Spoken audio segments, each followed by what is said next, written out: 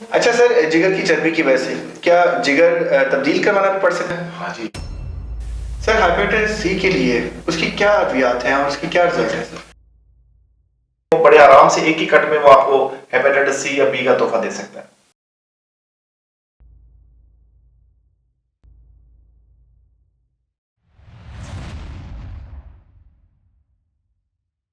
बिस्मिल्लाहिर्रहमानिर्रहीम। मेरा नाम हसन खान है और फारूक ग्रुप हॉस्पिटल की जानिब से खुशामदीद। गुज़िश्ता 40 साल के अरसे में फारूक हॉस्पिटल्स अपने बेहतरीन कंसल्टेंट, बेहतरीन सर्विस की वजह से मकबूल भी हैं और कोशां भी हैं। फारूक ग्रुप ऑफ कंपनीज की जानिब से पॉडकास्ट का आगाज किया जाता है और उसी सिलसिले में हमने दावत दी है डॉक्टर आसिफ रज़ा अली साहब को, ताकि वो अपनी हमें गाइडेंस दे सकें कि रमज़ान के मौके पे कौन कौन से मसाइल हमें पेश आते हैं और उसकी क्या सलूशन होती है। अस्सलाम वालेकुम सर। वालेकुम अस्सलाम, कैसे हैं आप? माशाल्लाह का शुक्र सर, आपका बहुत बहुत शुक्रिया सर, आप अपना कीमती वक्त दिया। सर बेसिकली पहला हमारा क्वेश्चन ये है कि रमज़ान के मौके पे बहुत ज़्यादा मैदे में तेज़ाबियत शुरू हो जाती है। अक्सर लोग कंप्लेन करते हैं कि जब अफ्तारी करते हैं या सहरी करते हैं तो उनके सीने में जलन शुरू हो जाती है, तो उसका क्या तरीकाकार है? Sir thank you for calling me, I really appreciate कि आप लोगों ने मुझे बुलाया। रमजान में क्योंकि यार भाई खाने पीने के बिल्कुल औकात चेंज हो जाते हैं और अल्लाह ताला ने देखो इसमें भी 2 वक्त का खाना हमें मैसर किया। हमें पकोड़े समोसे नान निहारियां फर्ज नहीं की, सिर्फ रोजे फर्ज किए। रमजान में हमें हमारे ऊपर रोजे फर्ज किए गए हैं, ठीक है, और हमने अपने जिस्म की ज़कात देनी है। अगर हम बाज़ औक़ात इसमें ये होता है कि आप मुझे बताओ कि आप पूरे साल में पकोड़े समोसे कितने को एक खाते हो? बिल्कुल। बहुत ही रेयर, कभी किसी पार्टी में कभी चले गए तो एक समोसा खा लिया, लेकिन यहाँ पे आप रोज समोसे पकोड़े खा रहे हैं, बहुत ज्यादा ऑयली चीजें खा रहे हैं। यहाँ पे हम खाना खा लेते हैं और एक तो सहरी में बहुत ज्यादा इस खौफ से कि हम सारा दिन रोजा शायद चल ना पाए, इस खौफ से कि आप बहुत ज्यादा खा लेते हैं, बहुत ज्यादा पी लेते हैं और उसके बाद जो है ना वो फौरन लेट जाते हैं। तो अगर लेट जाते हैं तो मैदा जो है वो इस तरह एक्ट करता है कि मैदा खाने को फिर ग्राइंड करता है और जब खाने को ग्राइंड करता है तो मैदा जो है फिर वो, अगर आप लेटे हुए हैं तो वो ऐसे ही कि जैसे जूसर के ऊपर से आपने ढकना हटा दिया और ग़िज़ा की नाली के अंदर तक तेजाब ऊपर चढ़ के आ रहा है। तो हम यही रिकमेंड करते हैं कि आप इतना ज्यादा ना खाएं कि वो आपके ग़िज़ा की नाली में बहुत ज्यादा जलना शुरू हो जाए। फिर दूसरा अफ्तारी के बाद यहाँ पे जैसे हमारे उलमाए कराम हैं जो तरावियां पढ़ाने जाते हैं, मुअज़्ज़िन उलमाए कराम हैं, उनका आप पूछो खजूर से, वो सिर्फ 2 खजूरें और एक पानी का गिलास पी के अफ्तारी तरावी की नमाज पढ़ाने जाते हैं या नाफिला नमाजें पढ़ाते हैं।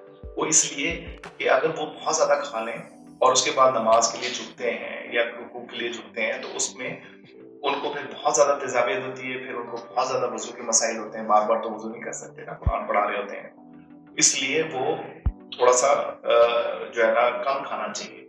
अगर आप बहुत ज्यादा खाना शुरू कर देंगे तो फिर डेफिनेटली तेजाबियत बहुत ज्यादा बढ़ जाएगी। जी सर, थैंक यू सर। अच्छा सर, जिगर की बीमारी और काला यरकान में ये क्या होता है उसके बारे में थोड़ा सा शेयर करें। पसंद, ये बहुत इंपॉर्टेंट टॉपिक है।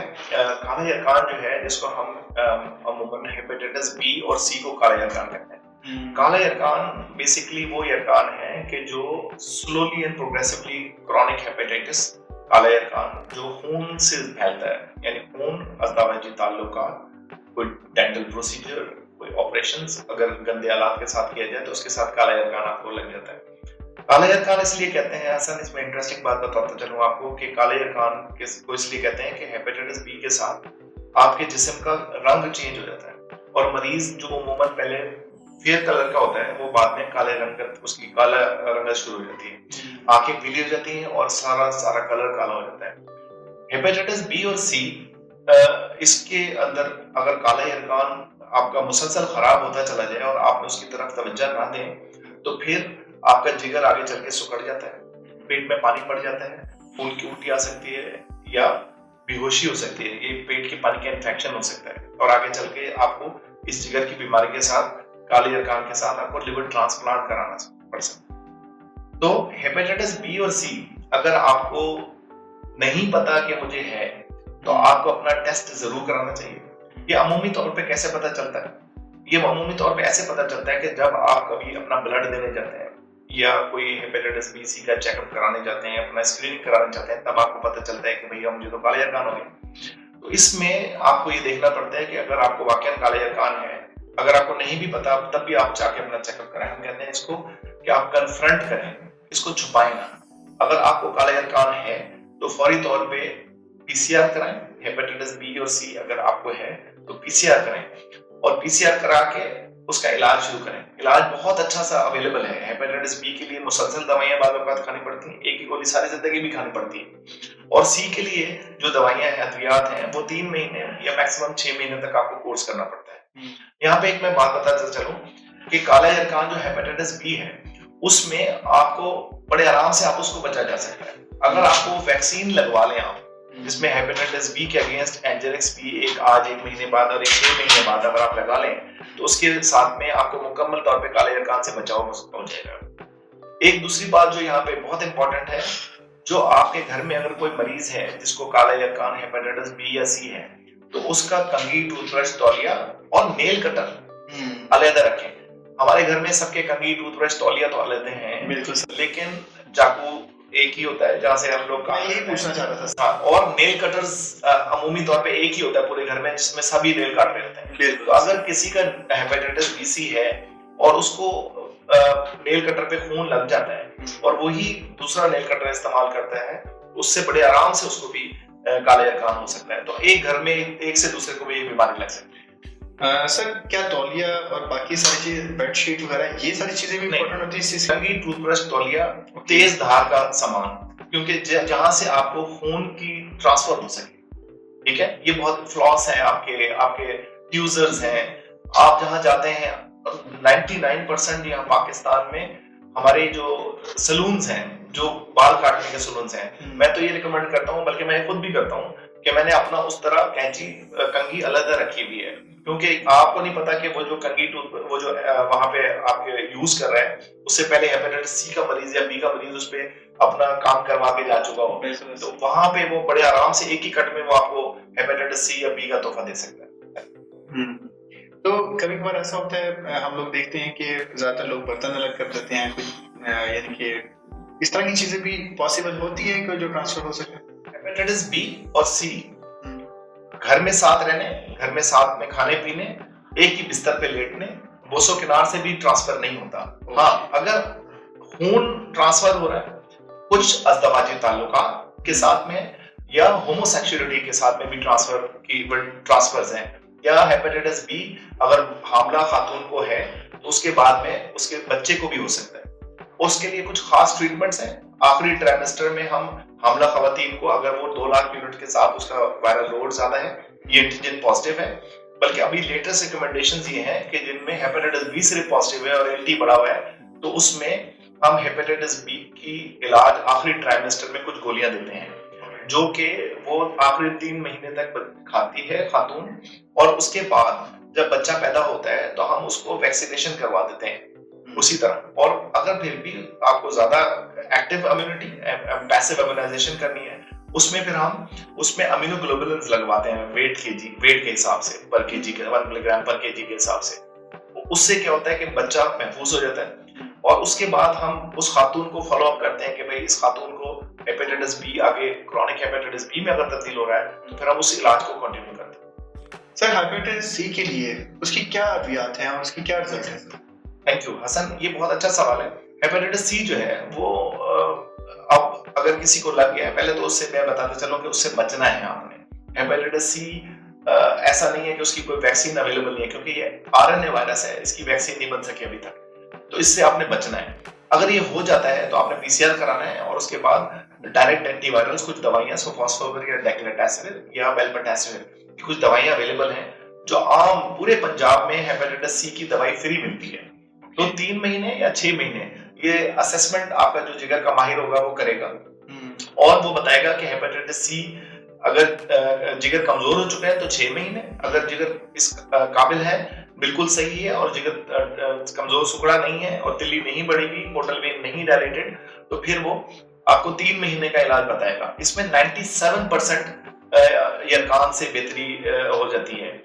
अगर मरीज हेपेटाइटिस सी के इलाज के बाद भी, हम कहते हैं कि आपने गुम नहीं हो जाना ना, आपने हर 6 महीने बाद अल्ट्रासाउंड, पीसीआर कराते रहना है।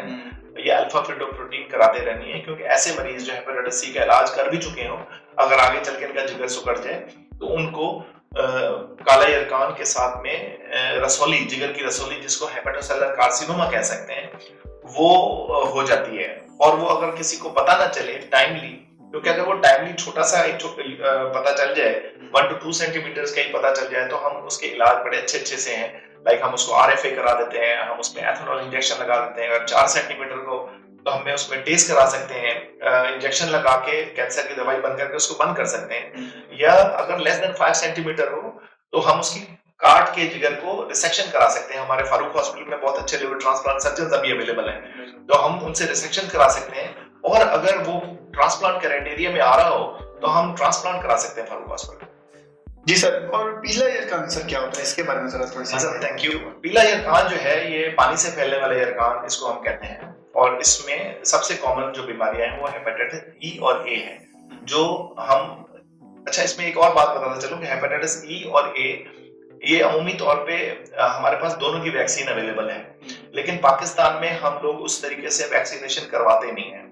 अगर एक ही बीमारी का टीका हेपेटाइटिस ए और ई का लगवा लिया जाए पहले तो फिर बीमारी होती नहीं। अच्छा अब बात करते हैं हेपेटाइटिस ए ई फैलता कैसे है।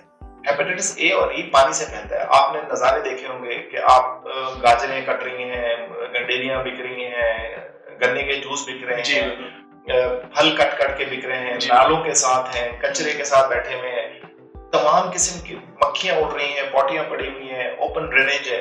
तो ये हेपेटाइटिस ई का वायरस वहां से आपको मिलता है अगर आप वैक्सीनेटेड नहीं है। अमूमी तौर पे हेपेटाइटिस ए बच्चों में होता है, और हेपेटाइटिस ई जो है वो हामला खवातीन में सबसे ज्यादा डेंजरस है। हर 5 में से 1 खातून जो हेपेटाइटिस ई के साथ है वो मर जाती है। तो इसलिए हम इसको बहुत ज्यादा खतरनाक कहते हैं। और अमूमी तौर पे जो हमारे प्रेग्नेंट खातून होती हैं उनको आप कहते हैं कि आपने बहुत ज्यादा पानी का एहतियात करना है, उबला हुआ पानी पीना है, बाजार की चीजें बिल्कुल नहीं खानी, क्योंकि अगर उसको हेपेटाइटिस ई हो जाए तो फिर डिजास्टर हो सकता है।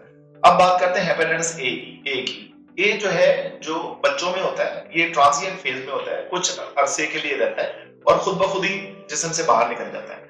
इसके अंदर कोई खास अद्वियात नहीं है इसके लिए कि जो हम इसको देते हैं। अगर बच्चे को उल्टी आ रही हो, मतली हो रही हो, भूख ना लग रही हो, पीला यरकान बहुत ज्यादा हो गया हो, तो हम ग्लूकोज जो है वो उसको मुसलसल देते रहते हैं और उसको हाइड्रेट करते हैं।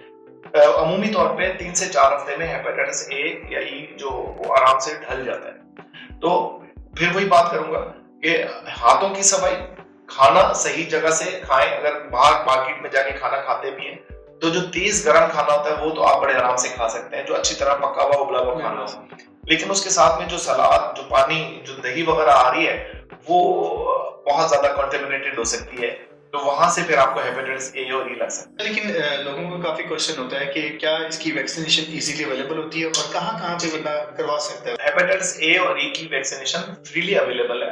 पहले हेपेटाइटिस ए की वैक्सीनेशन GSK वालों की थी और वो बड़े आराम से हेवरेक्स के नाम से मिलती है, जिसको एक 1 महीने बाद और एक 6 महीने बाद। बच्चों में हेवरेक्स जूनियर लगाते हैं, जैसे आज 1 महीने बाद और एक 6 महीने बाद। और हेपेटाइटिस ई की वैक्सीन ये हमने बड़ी मेहनत करके, क्योंकि ये FDA अप्रूव नहीं है, लेकिन ये चाइना से इम्पोर्ट करके हमने मंगवाई हुई है और वो हिकुलन के नाम से है। और वो अब 16 साल से बड़ी उम्र के लोग जो हैं वो हेपेटाइटिस ए की ई की वैक्सीन जो है एक 1 महीने बाद और एक 6 महीने बाद लगा सकते हैं और इस बीमारी से मुकम्मल तौर पे बचा जा सकता है। जैसे कि सर आप फारूक हॉस्पिटल में अपनी खिदमत सर अंजाम दे रहे हैं, तो अगर एक बात करें कि कोई भी हमारे पास आता है तो क्या हम उनको अपने पास रेफर खुद कर सकते हैं, क्या हम उनको खुद वैक्सीनेशन लगवा सकते हैं? जो हमारा फार्मासिस्ट जो है वही उससे राब्ता किया जा सकता है, वो is a very nice guy, वो अरेंज कर देता है सारी चीजें और उसके साथ में हम कोलैबोरेट करके हम जो भी मरीज हमारे होते हैं उनको वैक्सीनेशन दे देते हैं। अच्छा सर, जिगर की चर्बी की वजह से क्या जिगर तब्दील करवाना पड़ सकता है? हाँ जी, ये दुनिया में 3rd बड़ी वजह है जिगर की चर्बी जो है, जिगर सिरोसिस का बाइस बनती है, लिवर सिरोसिस बन जाती है और लिवर बाद में सिकुड़ जाता है। तो दुनिया में तीसरी बड़ी वजह है जिसकी वजह से जिगर तब्दील करवाना पड़ सकता है। और वजन कम करने के तरीके, क्योंकि आजकल ना ज्यादातर लोग जितने भी लेडीज हैं, खातून हैं, वो ज्यादातर बड़ी कोशिश में है कि हमारे वजन कम हो जाए, उसके बारे में जरूर बताएं सर। हसन, ये बहुत हॉट टॉपिक है। पूरी दुनिया के अंदर इस वक्त इसके ऊपर बहुत ज्यादा डिबेट है और it's a very hot topic, इस पे बात करते हैं। वजन कम करने के तरीके जो हैं उसमें इस वक्त दुनिया में एक तो सबसे पहला तरीका है कि आप कैलोरी डेफिसिट डाइट लें, खुराक में एहतियात करें। अगर आप रेगुलरली 500 कैलोरीज कम खाना शुरू करेंगे दिन के, तो हफ्ते में 3500 कैलोरीज कम खाएंगे और हफ्ते में 1 पाउंड आपका वजन वैसे गिर जाएगा अगर आप खाने में एहतियात करते हैं। अगर आप 300 कैलोरीज बर्न कर लें, अपनी एक्सरसाइज कर लें, उससे क्या होगा कि आपका तकरीबन 1 किलो वजन हफ्ते में गिरना शुरू होगा। अगर आप एक्सरसाइज या खाने में परहेज नहीं कर सकते तो भैया फिर 3 तरीके हैं। और पहला तरीका जो है वो लेटेस्ट इमर्जिंग तरीका है जिसको हम GLP-1 एगोनिस्ट कहते हैं। इंजेक्शन है जो हफ्ते में 1 दफा लगते हैं। इनिशियल लोअर डोज से शुरू करते हैं और आगे हायर डोज पे लेके जाते हैं और इसके साथ में वजन जो है आपका मेटाबॉलिज्म एनहांस होता है और आपका वजन कम होना शुरू हो जाता है।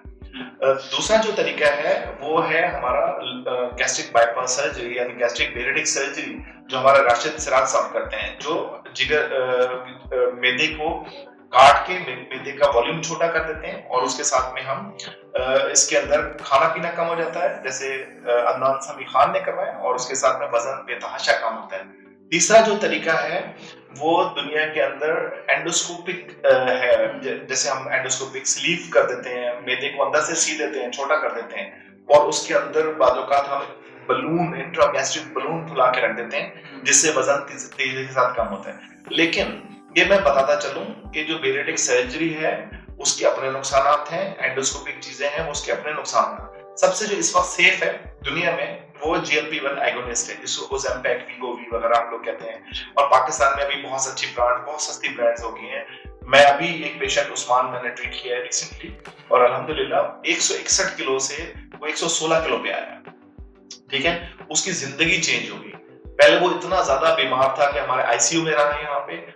वो almost he was about to go about to put him on the ventilator क्योंकि उसको स्लीप एपनिया था।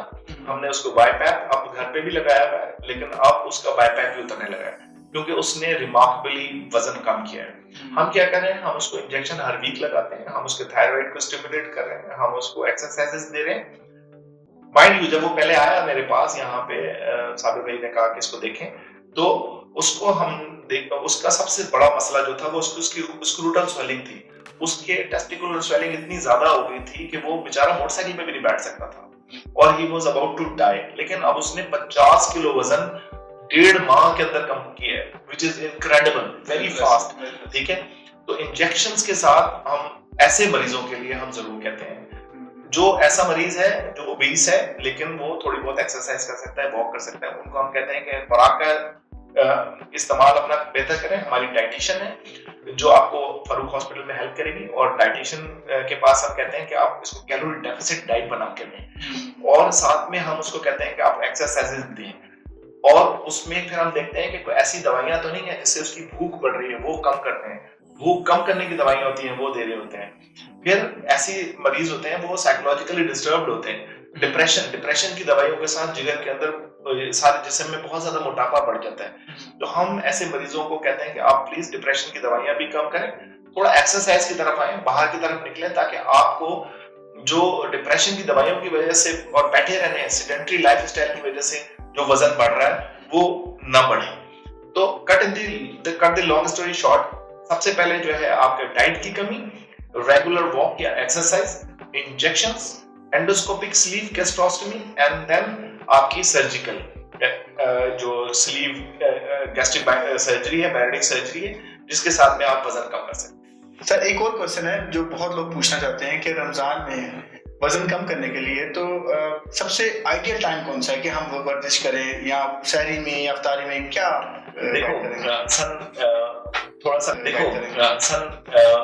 थोड़ा सा काम मुश्किल है, लेकिन अगर आप रेगुलरली करना शुरू करते हैं तो इससे अच्छा काम कोई नहीं है।